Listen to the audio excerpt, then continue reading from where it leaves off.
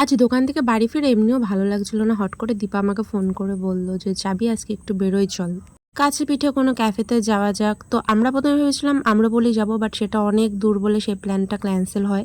চাকদার মোটামুটি সব ক্যাফেই তো ঘোরা হয়ে গেছে আমার, তো আমি বললাম যে একটা তো বাকি আছে, চল চাকদা কলেজের ওখানে ইন্টু দ্য ওয়াইল্ড থেকে ঘুরে আসি। ও দেখলাম একবারে রাজি হয়ে গেল। তো আমরা চলে এসেছিলাম এই ইন্টু দ্য ওয়াইল্ডে, একটা একদম চাকদা কলেজের কাছে। তো এখানে আমরা এসে অর্ডার দিয়েছিলাম এই লাচ্ছা পরোটা আর কড়াই চিকেন। আর সত্যি কথা বলতে খাবার কোয়ালিটি খুব ভালো আর কোয়ান্টিটিও বেশ ছিল, আমাদের তিনজনে খুব ভালোভাবে হয়ে গেছিলো। স্টাফ বিহেভিয়ারও ভীষণই ভালো ছিল। আমরা এখানে প্রচুর ফটোস ক্লিক করছিলাম আর ভীষণ ভালো একটা সময় কাটালাম সন্ধ্যাটা।